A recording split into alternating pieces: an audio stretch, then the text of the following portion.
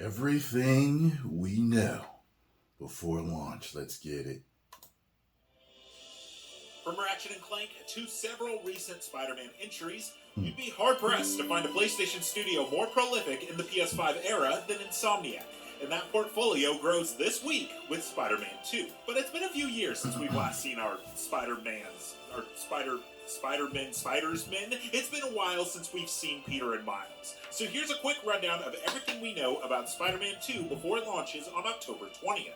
Keep in mind that we'll be going over events that happened in previous Spider-Man games, so full spoilers for Spider-Man 2018. Hope I'm done Liza P by then.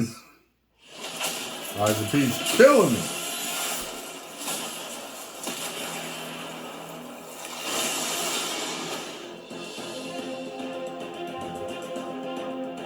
While Peter and Miles will still be based in Manhattan for this new Spider-Man adventure, new boroughs have been added to the world map, namely Brooklyn and Queens. New boroughs. Queens is far more residential than the skyscraper-filled Manhattan, and Brooklyn is where Miles goes to school. The addition of these new areas roughly doubles the map size, and the map is already pretty big, so make sure to stretch your swinging arm. Although swinging isn't the only way we'll be getting around this time.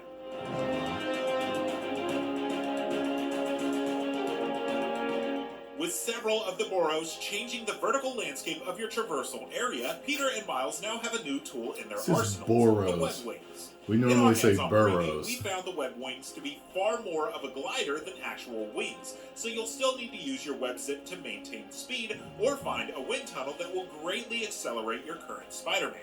Another new traversal option is the slingshot. Set points throughout the city that let you catapult yourself to great distance to give your traversal a head start. And on top of all this, dating all the way back to the first reveal trailer for Spider-Man 2, we've already seen Peter and Miles performing dual takedowns of enemies. So we know they'll be able to fight together in some capacity, even if it's just added visual flair and doesn't affect the combat too much. What will affect the combat is Peter's new symbiote powers. In the gameplay reveal trailer, we see him throw out a giant punch using his symbiote, a new method of launching multiple enemies into the air, and what looks to be a parry rather than just dodging. He also grabs several enemies at once and slams them on the ground, instantly defeating them all. Fun stuff. You'll also be able to instantly switch to Miles, something that now doesn't require a loading screen thanks to new tech powering Spider-Man 2. Because they're using that hard drive. Spider-Man 2 is the first Spider-Man game to be made ground up for the PS5, as all the previous entries had PS4 versions. With the limitations of previous hardware removed, what kind of technical upgrades can we expect? For one, ray tracing across all graphics modes. Insomniac has been at the forefront of RT implementation across their various Spider-Man games, as the PS5 versions have been consistently updated with new graphical improvements. But while the previous games offered a high frame rate mode with ray tracing off, Insomniac's Mike Fitzgerald in an interview with IGN said, "We had fidelity mode, which had the full 4K and ray trace reflections, and then we had the performance mode, which turned the ray tracing off, and then we added the performance RT mode, which was trying to be the best of both. There's no mode in this game that has ray tracing turned off. There's no need for it. We've really figured out how to deliver what we feel is the right Spider-Man visuals."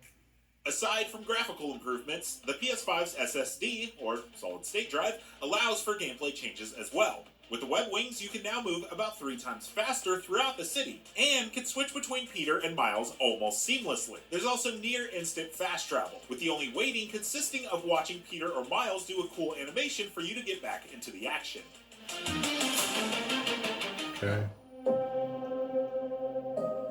As befitting of the title, the most important characters are our two central Spider-Mans. Peter is still mourning the loss of Aunt May at the end of the first Spider-Man game, and Miles is mourning the loss of his father at the hands of Martin Lee, aka Mr. Negative. An old adage for Spider-Man across the different authors of the character is that when Spider-Man wins, Peter Parker loses, and that appears to still be the case here for both of our heroes. Miles is struggling with balance, as in our preview, he's trying to write his college entrance essay while New York constantly needs saving. Peter is sporting the powerful symbiote suit that enhances his strength, but also increases his aggression, which he possibly gets from his best friend, Harry Osborn. Harry has been unconscious and undergoing treatment for a genetic disease that killed his mother, and that treatment seems to be using the alien symbiote more commonly known as Venom, who we've also seen in the marketing materials. Harry seems to be awake now and is eager to heal the world. Could this new Venom have Harry as the host this time around? Brian Intihar, senior creative director at Insomniac, specifically said during Summer Game Fest that Venom is not Eddie Brock like in the comics. So it just really seems to be pointing towards Harry. Or is that a red herring? It could be the worst case scenario, and Kraven the Hunter, one of the marquee villains for Spider-Man 2, gains this terrifying new power. Kraven is already a more than even match for Spider-Man in the comics, giving his supernatural strength and senses, and he would be a truly formidable opponent if he dons the symbiote. Guess we'll have to see when the game launches, but for now, we know he's grown bored of hunting his current opponents and has decided to come to New York to hunt a new kind of game. The screen he's presented within the gameplay reveal trailer shows Black Cat, Prowler, Wraith, Tombstone, and our Spider-Man. So we know he's intrigued by one, or maybe all of them. We're guessing all of them. In any case, we know he'll be a major obstacle for Peter and Miles to overcome, no matter what form he takes. We also know that the Lizard, or as he probably prefers to be called, Dr. Kirk Connors, at some point loses control and transforms back into the giant monster we know and love, and Kraven really wants to hunt him. I think that guy wants to hunt me. Naturally, both Spider-Man needs to step in and stop him. We're also pretty sure that this is Mysterio, if the purple and green swag are any indication. So we can probably expect some strange illusionary gameplay segments, not unlike Scorpion's segments in the first game.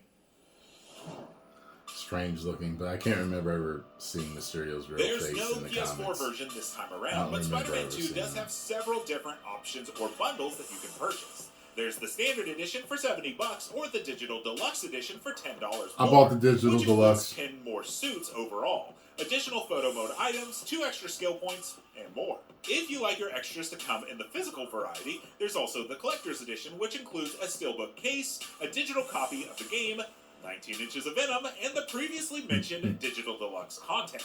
The collector's edition costs $230. If that's still not enough Spider-Mens for you, there's also the limited edition bundle, if it's still available, that includes a PS5 with a Blu-ray drive and custom Spider-Man 2 faceplates, a custom Spider-Man DualSense controller, and a digital copy of Spider-Man 2, all for $600. Be nice if it all came with the statue. That's all we have for everything we know about Spider-Man 2 before its big release on October 20th.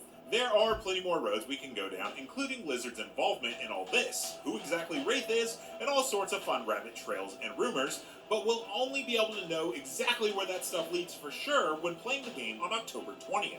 What are you most excited for in Spider-Man 2? Make sure to let us know in the comments below, and for everything else gaming, you're already in the right place.